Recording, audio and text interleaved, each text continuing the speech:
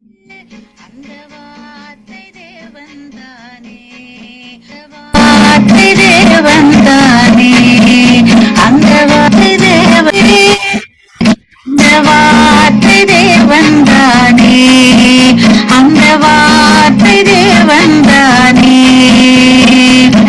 அகிலமாளும் வார்த்தையதே, ஜீவனுள்ள வார்த்தையதே, வானம் பூமி மாறினாலும் மாறாத வார்த்தை தேவன் வார்த்தை, வானம் பூமி மாறினாலும் மாறாத வார்த்தை தேவன் வார்த்தை.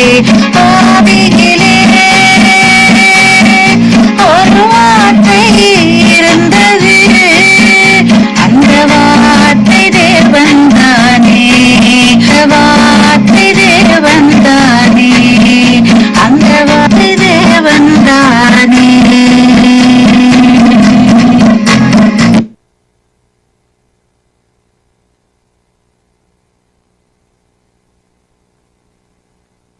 எண்ணாகமம் 24ஆம் அதிகாரம்.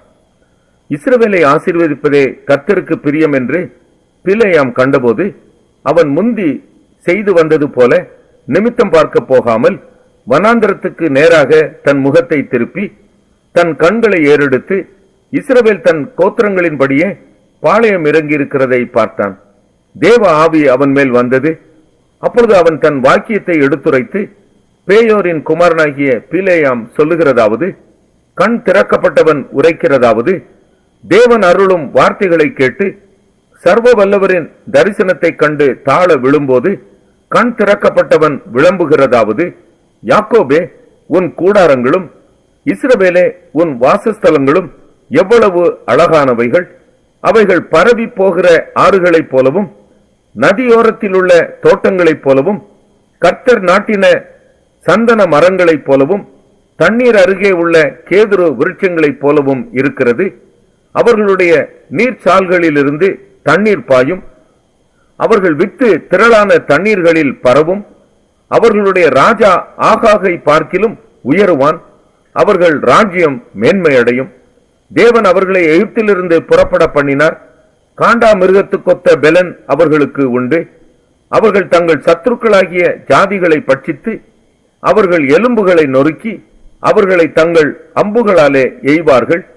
சிங்கம் போலவும் துஷ்ட சிங்கம் போலவும் மடங்கி படுத்துக் கொண்டிருக்கிறார்கள். அவர்களை எழுப்புகிறவன் யார்? உங்களை ஆசீர்வதிக்கிறவன் ஆசீர்வதிக்கப்பட்டவன், உங்களை சபிக்கிறவன் சபிக்கப்பட்டவன் என்றான். அப்பொழுது பாலாக் பீலேயாமின் மேல் கோபம் உண்டவனாகி கையோட கை தட்டி பீலேயாமை நோக்கி, என் சத்துருக்களை சபிக்க உன்னை அழைத்தனுப்பினேன், நீயோ இந்த 3 முறையும் அவர்களை ஆசீர்வதிக்கவே ஆசீர்வதித்தாய். ஆகையால் உன் இடத்துக்கு ஓடிப்போ, உன்னை மிகவும் கனம் பண்ணுவேன் என்றேன். நீ கனமடையாதபடிக்கு கர்த்தர் தடுத்தார் என்றான். அப்பொழுது பீலேயாம் பாலாகை நோக்கி, பாலாக் எனக்கு தன் வீடு நிறைய வெள்ளியும் பொன்னும் கொடுத்தாலும் நான் என் மனதாய் நன்மையாகிலும் தீமையாகிலும் செய்கிறதற்கு கர்த்தரின் கட்டளையை மீறக்கூடாது. கர்த்தர் சொல்லுவதையே சொல்வேன் என்று நீர் என்னிடத்திற்கு அனுப்பின ஸ்தானாவதிகளிடத்தில் நான் சொல்லவில்லையா? இதோ நான் என் ஜனத்தாரிடத்திற்கு போகிறேன். பிற்காலத்திலே இந்த ஜனங்கள் உம்முடைய ஜனங்களுக்கு செய்வது என்னதென்று உமக்கு தெரிவிப்பேன் வாரும் என்று சொல்லி அவன் தன் வாக்கியத்தை எடுத்துரைத்து, பேயோரின் குமாரன் பீலேயாம் சொல்லுகிறதாவது, கண் திறக்கப்பட்டவன் உரைக்கிறதாவது, தேவன் அருளும் வார்த்தைகளை கேட்டு உன்னதமானவர் அளித்த அறிவை அடைந்து சர்வ வல்லவரின் தரிசனத்தை கண்டு தாழ விழும்போது கண் திறக்கப்பட்டவன் விளம்புகிறதாவது, அவரை காண்பேன், இப்பொழுது அல்ல, அவரை தரிசிப்பேன், சமீபமாய் அல்ல. ஒரு நட்சத்திரம் யாக்கோபிலிருந்து உதிக்கும், ஒரு செங்கோல் இஸ்ரவேலிலிருந்து எழும்பும். அது மோவாபின் எல்லைகளை நொறுக்கி சேத் புத்திரர் எல்லாரையும் நிர்மூலமாக்கும். ஏதோம் சுதந்திரமாகும், சேயீர் தன் சத்துருக்களுக்கு சுதந்திரமாகும். இஸ்ரவேல் பராக்கிரமம் செய்யும். யாக்கோபிலிருந்து தோன்றும் ஒருவர் ஆளுகை செய்வார், பட்டணங்களில் மீதியானவர்களை அழிப்பார் என்றான். மேலும் அவன் அமலேக்கை பார்த்து தன் வாக்கியத்தை எடுத்துரைத்து, அமலேக்கு முந்தி எழும்பினவன் ஆனாலும் அவன் முடிவிலே முற்றிலும் நாசமாவான் என்றான். அன்றையும் அவன் கேனியனை பார்த்து தன் வாக்கியத்தை எடுத்துரைத்து, உன் வாசஸ்தலம் அரணிப்பானது, உன் கூட்டை கன்மலையில் கட்டினாய், ஆகிலும் கேனியன் அழிந்து போவான், அசூர் உன்னை சிறைப்படுத்திக் கொண்டு போக எத்தனை நாள் செல்லும் என்றான். பின்னும் அவன் தன் வாக்கியத்தை எடுத்துரைத்து, ஐயோ, தேவன் இதை செய்யும் போது யார் பிழைப்பான்? சித்தீமின் கரைத்துறையிலிருந்து கப்பல்கள் வந்து அசூரை சிறுமைப்படுத்தி ஏபோரையும் வருத்தப்படுத்தும், அவனும் முற்றிலும் அழிந்து போவான் என்றான். பின்பு பிலேயாம் எழுந்து புறப்பட்டு தன் இடத்திற்கு திரும்பினான். எண்ணாகமம் 25ஆம் அதிகாரம். இஸ்ரவேல் சித்தீமிலே தங்கியிருக்கையில் ஜனங்கள் மோவாபின் குமாரத்திகளோட வேசித்தனம் பண்ணத் தொடங்கினார்கள்.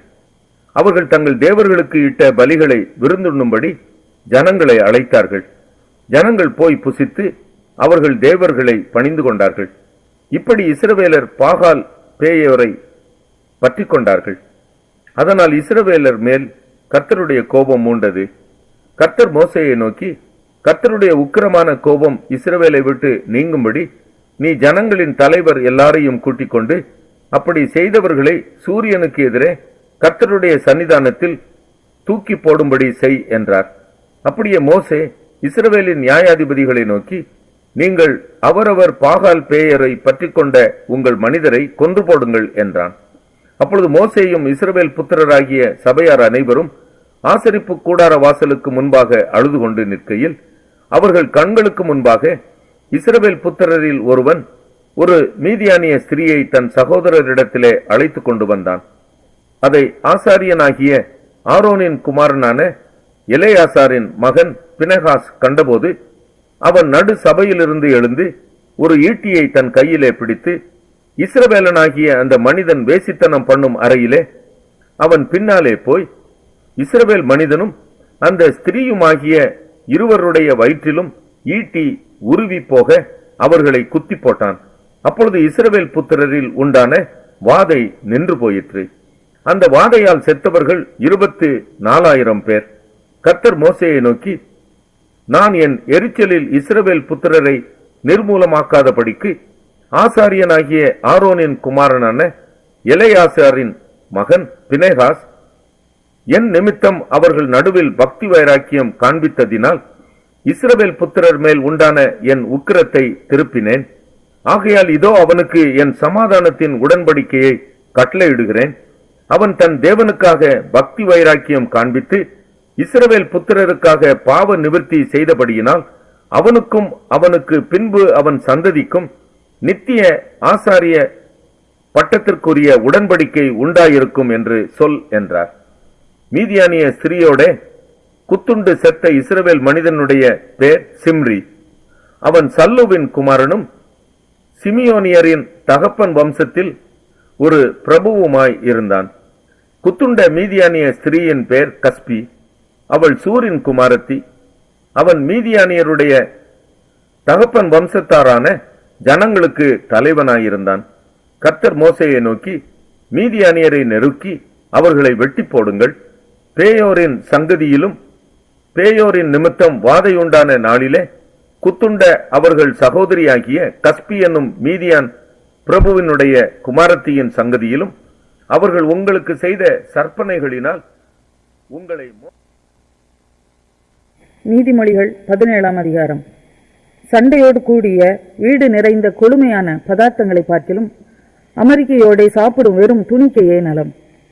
புத்தியுள்ள வேலைக்காரன் லட்சை உண்டாக்குகிற புத்திரனை ஆண்டு சகோதரருக்குள்ள சுதந்திரத்தில் பங்கடைவான். வெள்ளியை குகையும் பொன்னை புடமும் சோதிக்கும், இருதயங்களை சோதிக்கிறவரோ கர்த்தர். துஷ்டன் அக்கிரம உதடுகள் சொல்வதை விட்டு கேட்கிறான். பொய்யன் கேடுள்ள நாவுக்கு செவி கொடுக்கிறான்.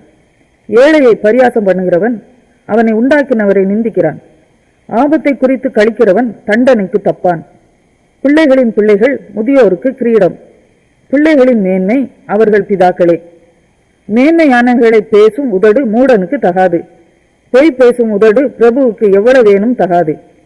பரிதானம் வாங்குகிறவர்களின் பார்வைக்கு அது இரத்தனம் போல் இருக்கும். அது நோக்கும் திசையெல்லாம் காரியம் வாய்க்கும். குற்றத்தை மூடுகிறவன் சிநேகத்தை நாடுகிறான். கேட்டதை சொல்லுகிறவன் பிராண சிநேகிதரையும் பிரித்து விடுகிறான். மூடனை 100 அடி அடிப்பதை பார்க்கிலும் புத்திமானை வாயினால் கண்டிப்பதே அதிகமாய் உரைக்கும். துஷ்டன் கலகத்தையே தேடுகிறான். குரூர தூதன் அவனுக்கு விரோதமாக அனுப்பப்படுவான். தன் மதிகேட்டில் திரியும் மதியீனனுக்கு எதிர்ப்படுவதை பார்க்கிலும் குட்டிகளை பறிகொடுத்த கரடிக்கு எதிர்ப்படுவது வாசி. நன்மைக்கு தீமை செய்கிறவன் எவனோ அவன் வீட்டை விட்டு தீமை நீங்காது. சண்டையின் ஆரம்பம் மதகை திறந்து விடுகிறது போல் இருக்கும். ஆதலால் விவாதம் எழும்பும் முன் அதை விட்டுவிடு. துன்மார்க்கனை நீதிமானாக்குகிறவனும் நீதிமானை குற்றவாளி ஆக்குகிறவனுமாகிய இவ்விருவரும் கர்த்தருக்கு அருவருப்பானவர்கள். ஞானத்தை கொள்ளும்படி மூடன் கையிலே ஒக்கம் எண்ணத்திற்கு, அதன் மேல் அவனுக்கு மனம் இல்லையே. சிநேகிதன் எல்லா காலத்திலும் சிநேகிப்பான். இடுக்கணில் உதவவே சகோதரன் பிறந்திருக்கிறான். புத்தியீனன் தன் சிநேகிதனுக்கு முன்பாக கையெடுத்து கொடுத்து பிணைப்படுகிறான். வாது பிரியன் பாதக பிரியன். தன் வாசலை உயர்த்தி கட்டுகிறவன் அழிவை நாடுகிறான். மாறுபாடான இருதயமுள்ளவன் நன்மையை கண்டடைவதில்லை. புரட்டு நா உள்ளவன் தீமையில் விழுவான். மூடபுத்திரனை பெறுகிறவன் தனக்கு சஞ்சலம் உண்டாக அவனை பெறுகிறான். மதியீனனுடைய தகப்பனுக்கு மகிழ்ச்சி இல்லை. மனமகிழ்ச்சி நல்ல ஔஷதம். முறிந்த ஆவியோ எலும்புகளை உலரப் பண்ணும். துன்மார்க்கன் நீதியின் வழியை புரட்ட மடியில் உள்ள பரிதானத்தை வாங்குகிறான். ஞானம் புத்திமானுக்கு முன்பாக இருக்கும். மூடனுடைய கண்களோ பூமியின் கடையாந்திரங்களில் செல்லும். மூடபுத்திரன் தன் பிதாவுக்கு சலிப்பும் தன்னை பெற்றவர்களுக்கு கசப்புமானவன். நீதிமானை தண்டம் பிடிக்கிறதும் நியாயம் செய்கிறவனை பிரபுக்கள் அடிக்கிறதும் தகுதியல்ல. அறிவாளி தன் வார்த்தைகளை அடக்குகிறான். விவேகி குளிர்ந்த மனம் உள்ளவன். பேசாதிருந்தால் மூடனும் ஞானவான் என்று எண்ணப்படுவான். தன் உதடுகளை மூடுகிறவன். எபேசியர் 5ஆம் அதிகாரம். ஆதலால் நீங்கள் பிரியமான பிள்ளைகளைப் போல தேவனை பின்பற்றுகிறவர்களாகி, கிறிஸ்து நமக்காக தம்மை தேவனுக்கு சுகந்த வாசனையான காணிக்கையாகவும் பலியாகவும் ஒப்புக்கொடுத்து நம்மில் அன்பு கூர்ந்தது போல நீங்களும் அன்பிலே நடந்து கொள்ளுங்கள். மேலும் பரிசுத்தவான்களுக்கு ஏற்றபடி வேசித்தனமும் மற்றெந்த அசுத்தமும் பொருளாசையும் ஆகிய இவைகளில் பேர் முதலாய் உங்களுக்குள்ளே சொல்லப்படவும் கூடாது. அப்படியே வம்பும் புத்தியீனமான பேச்சும் பரியாசமும் தகாதவைகள். ஸ்தோத்திரம் செய்தலே தகும். விபசாரக்காரனாவது அசுத்தனாவது விக்கிரக ஆராதனைக்காரனாகிய பொருளாசைக்காரனாவது தேவனுடைய ராஜ்யமாகிய கிறிஸ்துவின் ராஜ்யத்திலே சுதந்திரம் அடைவதில்லை என்று அறிந்திருக்கிறீர்களே. இப்படிப்பட்டவைகளின் நிமித்தமாக கீழ்ப்படியாமையின் பிள்ளைகள் மேல் தேவ கோபாக்கினை வருவதால் ஒருவனும் உங்களை வீண் வார்த்தைகளினாலே மோசம் போக்காதபடிக்கு எச்சரிக்கையாயிருங்கள். அவர்களுக்கு பங்காளிகள் ஆகாதிருங்கள். முற்காலத்தில் நீங்கள் அந்தகாரமாயிருந்தீர்கள், இப்பொழுதோ கர்த்தருக்குள் வெளிச்சமாயிருக்கிறீர்கள். வெளிச்சத்தின் பிள்ளைகளாய் நடந்து கொள்ளுங்கள். ஆவியின் கனி சகல நற்குணத்திலும் நீதியிலும் உண்மையிலும் விளங்கும். கர்த்தருக்கு பிரியமானது இன்னதென்று நீங்கள் சோதித்து பாருங்கள். கனியற்ற அந்தகார கிரியைகளுக்கு உடன்படாமல் அவைகளை கடிந்து கொள்ளுங்கள். அவர்களால் ஒளிப்பிடத்தில் செய்யப்படும் கிரியைகளை சொல்லுகிறதும் அவலட்சணமாயிருக்கிறதே. அவைகள் எல்லாம் கடிந்து கொள்ளப்பட்டு வெளிச்சத்தினால் வெளியரங்கமாகும். வெளியரங்கமாக்குகிறதெல்லாம் வெளிச்சமாயிருக்கிறது. ஆதலால் தூங்குகிற நீ விழித்து மரித்தோரை விட்டு எழுந்திரு, அப்பொழுது கிறிஸ்து உன்னை பிரகாசிப்பார் என்று சொல்லியிருக்கிறார். ஆனபடியினாலே நீங்கள் ஞானமற்றவர்களைப் போல நடவாமல் ஞானமுள்ளவர்களைப் போல கவனமாய் நடந்து கொள்ள பார்த்து, நாட்கள் பொல்லாதவைகள் ஆனதால் காலத்தை பிரயோஜனப்படுத்திக் கொள்ளுங்கள். ஆகையால் நீங்கள் மதியற்றவர்களாயிராமல் கர்த்தருடைய சித்தம் இன்னதென்று உணர்ந்து கொள்ளுங்கள். துன்மார்க்கத்திற்கு ஏதுவான மதுபானம் வெறி கொள்ளாமல் ஆவியினால் நிறைந்து சங்கீதங்களினாலும் கீர்த்தனைகளினாலும் ஞான பாட்டுகளினாலும் ஒருவருக்கொருவர் புத்தி சொல்லிக் கொண்டு உங்கள் இருதயத்தில் கர்த்தரை பாடி கீர்த்தனம் பண்ணி நம்முடைய கர்த்தராகிய இயேசு கிறிஸ்துவின் நாமத்தினாலே எப்பொழுதும் எல்லாவற்றிற்காகவும் பிதாவாகிய தேவனை ஸ்தோத்தரித்து தெய்வ பயத்தோட ஒருவருக்கொருவர் கீழ்ப்படிந்திருங்கள். மனைவிகளே, கர்த்தருக்கு கீழ்ப்படுகிறது போல உங்கள் சொந்த புருஷருக்கு கீழ்ப்படியுங்கள். கிறிஸ்து சபைக்கு தலையாய் இருக்கிறது போல புருஷனும் மனைவிக்கு தலையாயிருக்கிறான். அவரே சரீரத்திற்கும் இரட்சகராயிருக்கிறார். ஆகையால் சபையானது கிறிஸ்துவுக்கு கீழ்ப்படுகிறது போல மனைவிகளும் தங்கள் சொந்த புருஷர்களுக்கு எந்த காரியத்திலேயும் கீழ்ப்படிந்திருக்க வேண்டும். புருஷர்களே, உங்கள் மனைவிகளில் அன்பு கூறுங்கள். அப்படியே கிறிஸ்துவும் சபையில் அன்பு கூர்ந்து தாம் அதை திருவசனத்தை கொண்டு தண்ணீர் முழுக்கினால் சுத்திகரித்து பரிசுத்தமாக்குகிறதற்கும் கரை திரை முதலானவைகள் ஒன்றும் இல்லாமல் பரிசுத்தமும் பிழையற்றதுமான மகிமையுள்ள சபையாக அதை தமக்கு முன் நிறுத்திக் கொள்வதற்கும் தம்மை தாமே அதற்காக ஒப்புக் கொடுத்தார். அப்படியே புருஷர்களும் தங்கள் மனைவிகளை தங்கள் சொந்த சரீரங்களாக பாவித்து அவர்களில் அன்பு கூற வேண்டும். தன் மனைவியில் அன்பு கூறுகிறவன் தன்னில் தான் அன்பு கூறுகிறான். தன் சொந்த மாம்சத்தை பகைத்தவன் ஒருவனும் இல்லையே.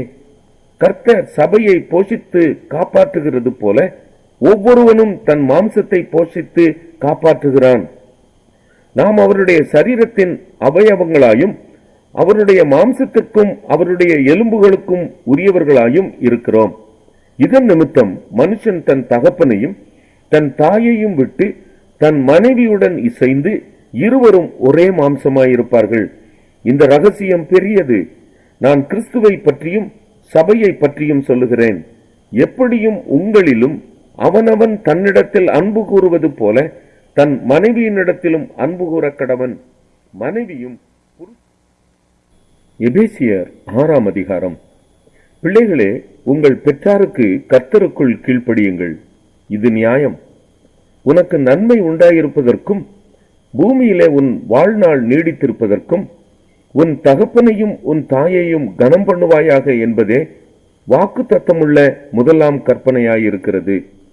பிதாக்களே, நீங்களும் உங்கள் பிள்ளைகளை கோபப்படுத்தாமல் கர்த்தருக்கேற்ற சிட்சையிலும் போதனையிலும் அவர்களை வளர்ப்பீர்களாக.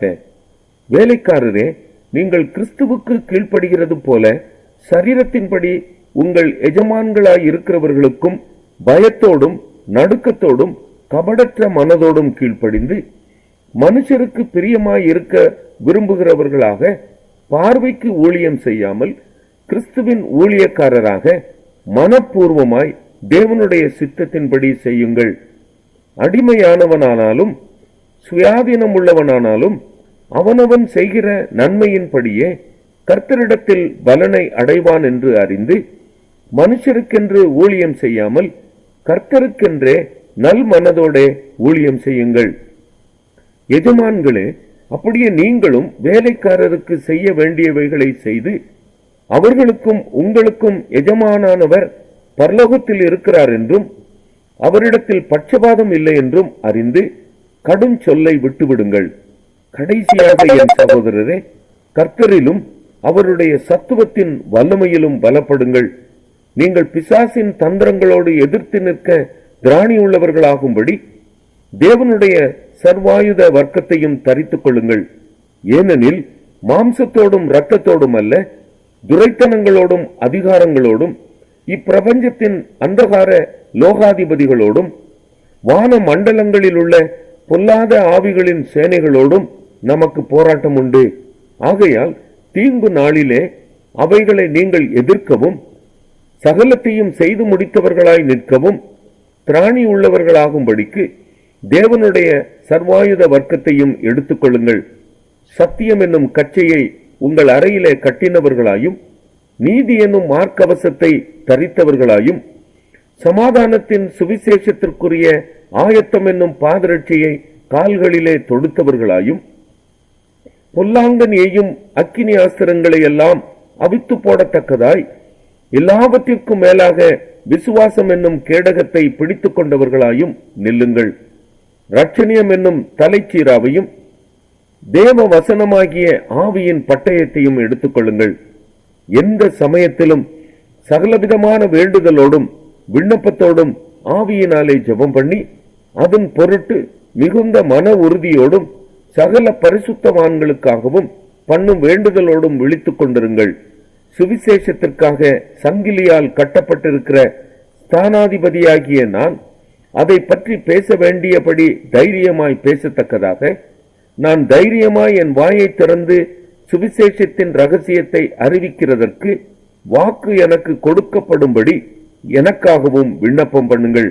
அன்றியும் எனக்கடுத்த காரியங்களும் என் சுக செய்திகளும் உங்களுக்கு தெரிய வரும்படிக்கு அவைகளை எல்லாம் நமக்கு பிரியமான சகோதரனும் கர்த்தருக்குள் உண்மையுள்ள ஊழியக்காரனுமாயிருக்கிற தீகுக்கு உங்களுக்கு அறிவிப்பான். நீங்கள் எங்கள் செய்திகளை அறியவும் அவன் உங்கள் இருதயங்களுக்கு ஆறுதல் செய்யவும் அவனை உங்களிடத்தில் அனுப்பினேன். பிதாவாகிய தேவனாலும் கர்த்தராகிய இயேசு கிறிஸ்துவினாலும் சகோதரருக்கு சமாதானமும் விசுவாசத்தோடு கூடிய அன்பும் உண்டாவதாக. நம்முடைய கர்த்தராகிய இயேசு கிறிஸ்துவினிடத்தில் அழியாத அன்புடனே அன்பு கூறுகிற